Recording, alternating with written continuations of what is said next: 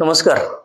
मी काशीनाथ दामोदर देवधर 40 वर्ष DRDO मध्ये scientist म्हणून काम केलं आणि डॉक्टर कलामांच्या बरोबर काम करायची संधी मिळाली.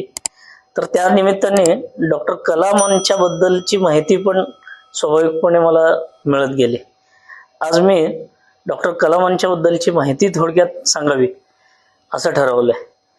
म्हणजे असं आहे की डॉक्टर कलाम हे सर्वप्रथम इस्रो नावाची जी आपली अंतराळ क्षेत्रात काम करणारी संस्था आहे तिथं कामाला जॉईन झाले.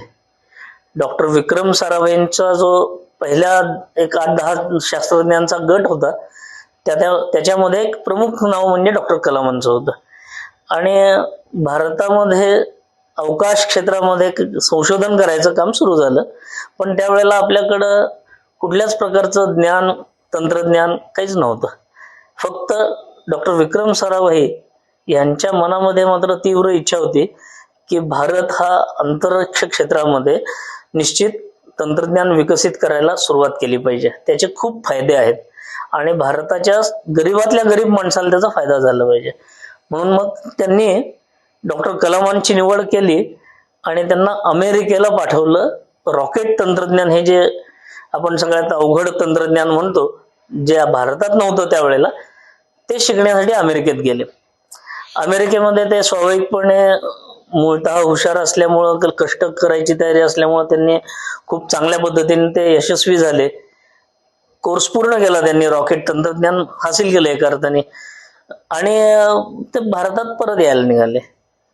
तर त्यांचं बुद्धिमत्ता आणि कामाचं हे सगळं पाहून, आवाका पाहून, अमेरिकन अंतराळ क्षेत्रात काम करणारी जी संस्था आहे नासा म्हणून, त्या नासामध्ये त्यांना एक मोठी ऑफर दिली त्यांना नासाने की तुम्ही एका प्रकल्पाचे प्रमुख आम्ही तुम्हाला करतो, कारण तुमच्या ज्ञानाचा उपयोग भारतात काहीच होणार नाही, कारण भारतामध्ये काही सुविधा नाहीत. पण त्यावेळेला अमेरिकेत मात्र चंद्रावरती माणूस जाऊन येणे इतपतचं काम नासाचं झालेलं होतं. अपोलो रॉकेट आणि हे त्याचा व्यवस्थित विकास झालेला होता. त्यांच्यासाठी आवश्यक असणाऱ्या सगळ्या सुविधा फॅसिलिटीज त्यांनी तयार केलेल्या होत्या. भारतात मात्र त्यावेळची स्थिती अशी होती की सायकलच्या कॅरियरवरनं रॉकेटचे पार्ट घेऊन जावे लागत होते, असं आपल्याला बघायला मिळतं. म्हणजे त्या स्थितीमध्ये आपल्याकडे काहीच नव्हतं. त्या स्थितीत त्यांनी तंत्रज्ञान विकसित केलं. त्यांना खूप मोठी ऑफर मिळाली, प्रमुख करतो म्हणाले, पगार पाणी खूप मोठा देतो म्हणाले. पण त्या सगळ्या ह्याला भीक न घालता डॉक्टर कलाम यांनी काय केलं असेल तर त्यांनी ती नाकारली नोकरी आणि नाही म्हणले मी भारतातच गेलं पाहिजे. ते भारतात आले. भारतात आल्यानंतर स्वाभाविकपणे तो काळ असा होता की इथनं लोकांना परदेशात जायची संधी मिळाली की उड्या मारून लोक जात होते. त्यावेळेला परदेशातली एवढी मोठी नासाची नोकरी सोडून भारतात येणं म्हणजे एका अर्थाने वेडेपणा होता. पत्रकारांनी आल्या त्यांना प्रश्न विचारला की हा तुम्हाला वेडेपणा वाटत नाही का, तुम्ही परत का आलात भारतात? त्यावेळेला डॉक्टर कलाम म्हणले की असं आहे, म्हणले इतिहासातनं आपण काहीतरी शिकलं पाहिजे. आणि त्या पत्रकारांना त्यांनी एक छोटीशी गोष्ट सांगितली. ती गोष्ट मी पूर्ण सांगत नाही पण त्याचा उल्लेख मात्र करतो की ती गोष्ट अशी होती की फार पुराणामध्ये एक गोष्ट अशी आहे की राक्षसांचं किंवा दैत्यांचं आणि देवांचं युद्ध चालू असतं. आणि त्या युद्धाच्या मध्ये रोज बघितलं संध्याकाळच्या वेळेला तर सगळ्यांचे इकडचे काही मारले जायचे, तिकडचे काही मारले जायचे, घनघोर युद्ध व्हायचे. आणि दुसऱ्या दिवशी बघितलं तर दैत्यांकडचे जे मेलेले होते त्यांना जिवंत केलेलं असायचं आणि देव लोकांमधले जे मरण पावायचे, मृत्युमुखी पावायचे, ते मात्र कमी कमी कमी व्हायला लागले. याचं कारण असं होतं की दैत्यांचा जो गुरु आहे शुक्राचार्य, ह्याच्याकडे ती संजीवनी विद्या होती आणि त्या संजीवनी विद्येचा उपयोग करून त्या संजीवनी विद्येच्या द्वारे ती सगळी लोक परत जिवंत केली जायची जी मेलेली आहेत ते. म्हणजे या दृष्टिकोनातून जर बघितलं तर आपल्या असं लक्षात येईल की एक ना एक दिवस सगळे देव संपून जातील आणि मात्र हे राहतील तसेच, कारण यांच्याकडं मेलेला आहे तो परत दुसऱ्या दिवशी जिवंत होतोय. मग सगळ्या देवांनी, उच्च पदावरती असणाऱ्या सर्व देवांनी एक मीटिंग घेतली आणि त्यात असं ठरवलं की आपल्याला ही विद्या पाहिजे, नाहीतर आपला पराभव निश्चित आहे.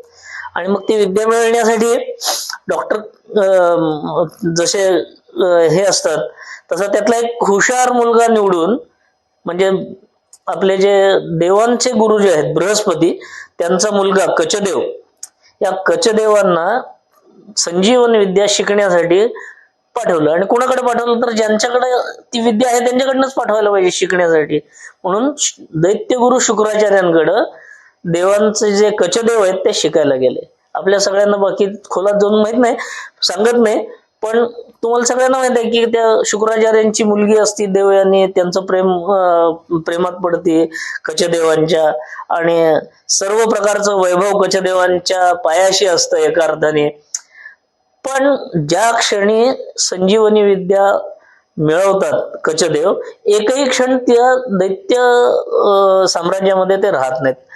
ते म्हणतात माझं काम झालं, आता मी परत जातो माझ्या देवलोकात जातो, कारण माझ्यासाठी देवलोकांमध्ये वाट बघतात माझी.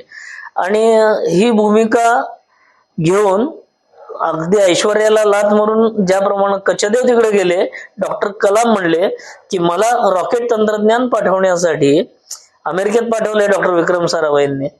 आता मी रॉकेट तंत्रज्ञान मिळवलंय, आता माझ्याकडे जरी सुविधा नसतील तरी त्या सगळ्या सुविधा मी बघितलेल्या त्या भारतात कशा तयार करता येतील याच्यासाठी मी प्रयत्न करेन आणि माझं काम करेन. म्हणजे कचदेवाची उपमा देऊन त्यांनी थोडक्यात हे सांगितलं की माझ्या देशासाठी माझा शिक्षणाचा उपयोग झाला पाहिजे, म्हणून मी परत इथं येत आहे. आणि खरोखर त्यांचं पहिले 18-18 तास काम करण्याची सवय तर आम्ही स्वतः पण अनुभवलेली आहेच. पण ते स्वतः नारळांच्या झाडाखाली रॉकेट जोडतायत, मग त्या थुंबाला केरळच्या किनारपट्टीवरती पहिली रॉकेट, जे साऊंडिंग रॉकेट होतं त्याचं उड्डाणाचे चाचण्या घेतल्यात वगैरे. आणि मग आज जे मात्र भारताने उत्तुंग झेप घेतलेली आहे, मग ती अवकाश क्षेत्रात आहे, क्षेपणास्त्र क्षेत्रात आहे. एका अर्थाने भारतातल्या रॉकेट तंत्रज्ञानाचे जनक म्हणून डॉक्टर कलामांकडे बघावं लागेल. आणि त्यांनी जर ती नासाची नोकरी स्वीकारून तिकडे केलं असतं तर आज आपण कुठे राहिलो असतो, शंकाच आहे. त्यामुळे डॉक्टर कलाम हे प्रेरणादायी व्यक्तिमत्व, त्यांच्या व्यक्तींच्या संपर्कामध्ये मला काम करण्याची संधी मिळाली, त्यामुळे मी माझं भाग्य समजतो. आणि एक छोटीशी त्यांच्याबद्दलची गोष्ट की देशासाठी कसं काम केलं पाहिजे, देश सर्वप्रथम, बाकीच्या गोष्टी आहेत. म्हणजे त्यांनी तिकडे नासात नोकरी मिळाली असते तर आज ते कदाचित मोठ्या मोठ्या प्रोग्रामचे डायरेक्टर झाले असते, खूप काही मिळवता आलं असतं, नाव झालं असतं जगामध्ये. पण कमिटमेंट, त्यांनी भारताला पण नाव मिळवून दिलं. त्यांचं स्वतःचं नाव तिकडे गेल्यावर झालं असतं, पण ते भारतात आल्यामुळं आज भारतालाही नाव मिळवून दिलं. असं देशासाठी काम करण्याची प्रेरणा डॉक्टर कलामांच्या कडून अनेक लाखो तरुणांना मिळत आहे. तर ही छोटीशी गोष्ट मी आज त्या निमित्ताने सांगितली. कदाचित ही आपल्याला माहीत नसेल असं समजून आपणही देशकार्याला हात लावूया. धन्यवाद.